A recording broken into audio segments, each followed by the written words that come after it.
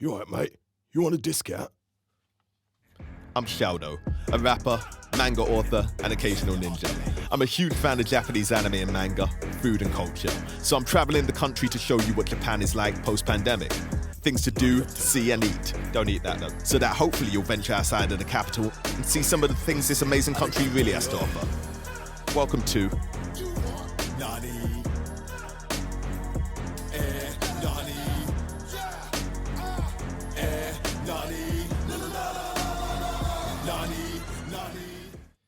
Okay, so let me start off with an apology. It's not actually day 2, it's day 3. I forgot that day 2 was when I was on a plane. So, yeah, day 3. Welcome to part 3. It's appropriate. And the Mesm Hotel. First impressions, beautiful. This is a luxury hotel in Tokyo. It's located in the special ward of Minato City. There are 23 different special wards across Tokyo, including Shibuya, Shinjuku, and those are divided into their own districts as well. Now, one of the things that I noticed very quickly is people don't really shake hands so much. Bowing is far more common, so get used to bowing if you want to be respectful. And here's our first impression of one of the rooms. Wow. Oh, that's beautiful.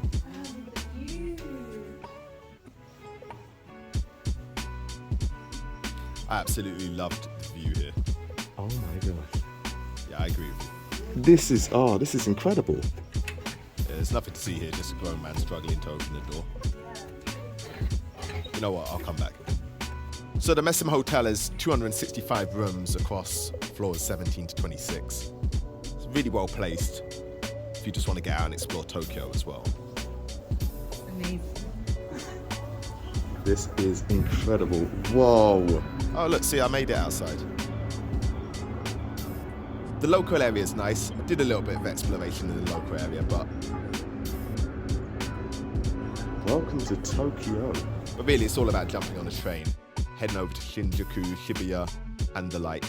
It's very close to the giant Gundam as well, which I know is all you care about. The tables have got USB adapters on them, which blew my mind. Old school telephone there as well. Do you know how to use it? This book had toothpaste, razors, shower caps, there's toiletries in it. They got a collaboration with Casio, the dudes who make the G-Shock watches, for pianos in every room. And if you like coffee, which I don't, you got coffee. Basically, there's a lot of attention to detail in these hotel rooms, and it's a pleasure. Pleasure to stay in them. これで、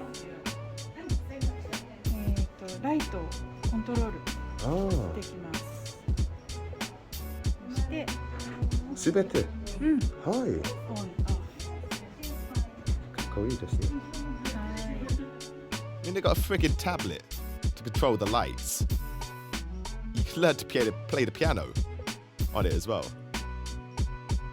I didn't have time. I really wish I had time for that. You can make matcha tea, learn how to do your kimono-like dressing gown properly. You can call room service from there as well. It's just little attention to detail. The hotel has a gym as well. I must admit, could do with more weights, but that's just me. You know, I like a lot of weights in the gym, but as gyms go, I've been to a variety of hotel gyms, and I'm not upset with this one.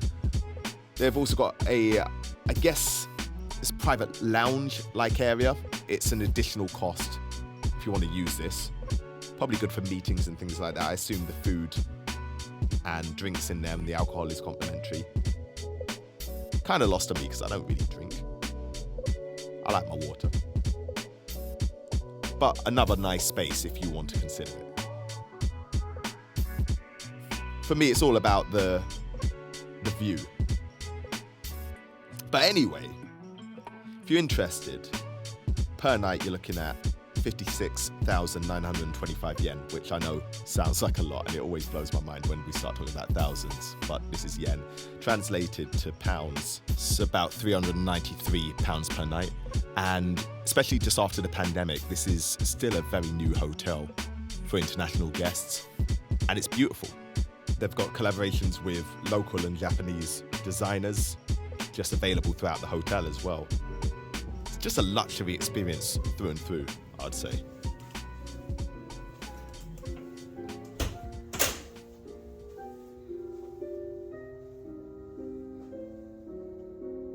Yeah, I don't know how to play this.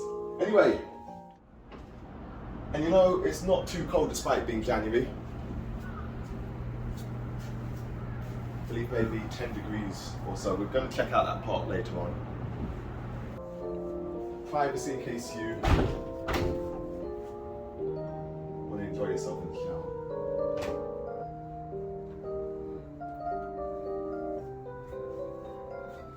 And of course, because we're in Japan, I know some of you, by some of you I absolutely mean me, will want to know.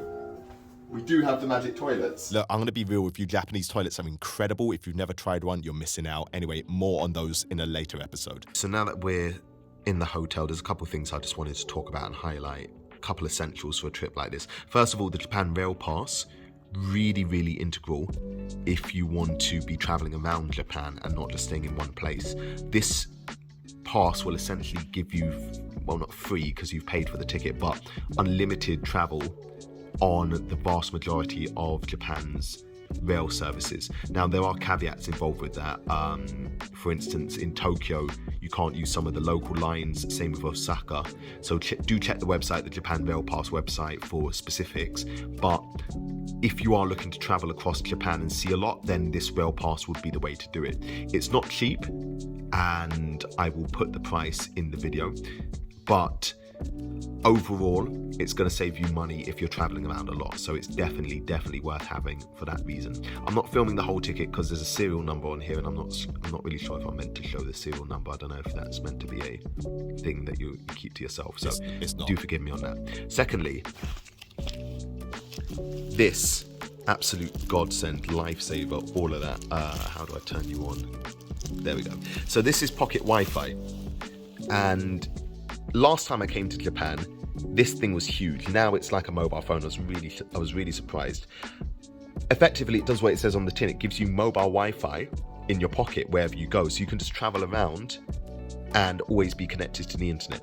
Now, I can tell you, when we were in Seoul, it was stress as soon as we left the airport and was constantly just looking for new Wi-Fi signals that we could bump onto. This just avoids all of that, and it's definitely worth it. I think you get like 10 gig a day, which you're not going through unless you're spamming YouTube or something. But for traveling around, Google Maps, all of that, Google Translate, anything really, you know, just stuff that you need Wi-Fi for. And trust me, you're going to need Wi-Fi if you want to really get around and know what you're doing. And this is it. The alternative is, obviously, you can get a SIM card and put that in your phone as well if you want, in a different number, so you can make local phone calls if you want to do that. I didn't particularly want to do that, so the next best thing is the Wi-Fi. There are loads of services. I went for Ninja Wi-Fi because, you know, Ninja. And we picked this up directly from the airport, and it was just ready and waiting for us at the airport. Then you return it back to the airport before you leave. We're flying out from Osaka, and you can return it back in Osaka. It doesn't have to be the same place. So really, really, really useful. These two things, the pocket Wi-Fi and the Japan Rail Pass, 100% recommend if you want to explore Japan. After a lot of traveling, we finally managed to chill out, and this TV was made to watch anime on. Finally got to chill out a little bit, rest, relax. Didn't go to sleep because jet lag. You want to try and acclimatize yourself to the local time zone as quickly as possible, and my recommendation is stay up until the natural time to sleep in whatever country you're in. Over there you can see the Tokyo Sky Tree at 634 meters. That is the tallest tower in the world, currently anyway. And on a good day you can see Mount Fuji from it, and generally the earlier months of the year is a good time to climb the tower if you want to see Mount Fuji. Here's the lounge of the Mesm. Getting ready to eat, so I thought I'd have a quick look around, show you what I could see. Going back very quickly to what I was saying about shaking hands. In my experience, people weren't really shaking hands that much. It was far more bowing. And along with that is familiarize yourself with business card etiquette in Japan. especially if you are going to Japan on business or you have business cards to give. Take the time to read a couple articles and just understand how the giving and taking of business cards works in the country. It's fascinating, very interesting. So yeah, I'd recommend checking it out anyway. Time to eat.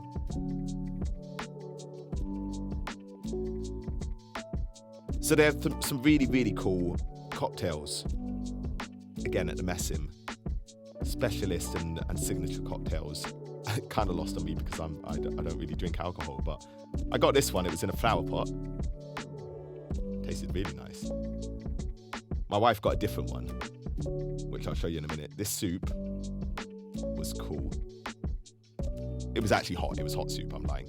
And chips with cheese. Look, don't, because it'd been a long flight. I just wanted to eat something decent, okay? Leave me alone. We get into traditional Japanese food later. I just needed something good. Smoky.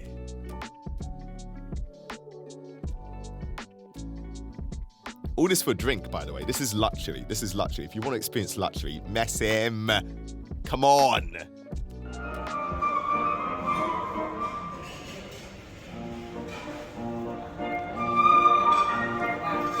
Oh, incredible.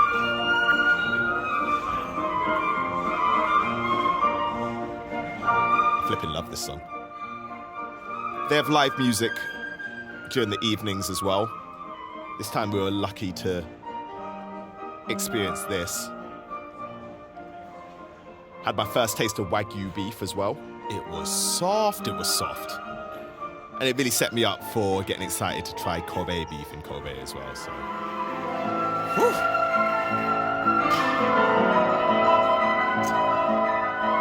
Anyway, I'm ending on this. Episode 4, we're gonna explore Tokyo a lot more, so tune in for that. I'll see you there.